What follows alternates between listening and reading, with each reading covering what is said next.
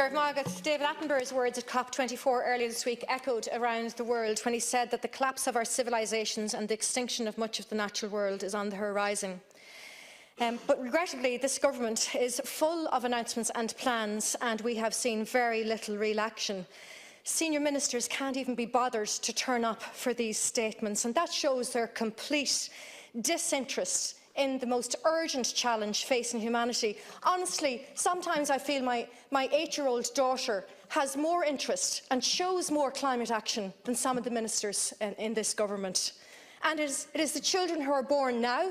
It is not our grandchildren and our great-grandchildren we're talking about. It is our children who are born now who will suffer. The government's National Mitigation Plan has 41 actions due for 2018, yet 20 of them are reported in the annual transition statement as not having been completed. The government's National Development Plan, the vaunted project Ireland 2014, wasn't even climate-proofed. And all the while, this government's progress towards decreasing our emissions, towards the targets we've committed to, that progress has been glacially slow. And you've been dragged kicking and screaming into even the tiniest of climate action measures.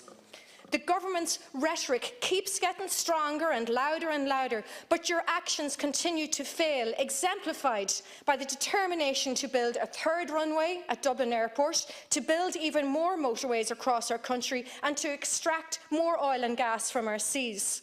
The EPA emissions released yesterday shows that while our overall greenhouse gas emissions have decreased marginally from 2016 to 2017, they are not falling fastly enough. This change, which is less than 1%, can be attributed primarily to the reduced use of money point and a warm winter in 2017, rather than any new policy measures from government. The bottom line is we're way off target when it comes to meeting our targets.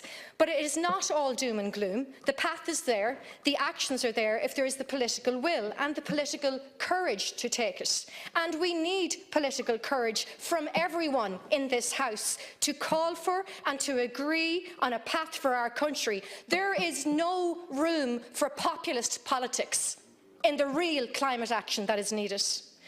Government needs to make a seismic shift from concentration on road infrastructure to focusing on spending on public transport and walking and cycling infrastructure. They need to invest in real alternatives to the cars in the cities and in rural areas. Government needs to focus on a sustainable model of land use based on diversification, food security, carbon efficiency and the protection of biodiversity, and not just agriculture which looks to meet demand for its own sake. We must protect the small farmers, the young farmers, the family farmers. This is essential not just for our environment, but in order to provide a fairer living for Irish farmers, instead of maintaining a status quo that is catered to and serves only the meat processors, the big meat processors and the retailers, to the cost of the small farmer. Government needs to provide real opportunities for people who want to be green and to save energy. It is your job to make it easy for us to be green.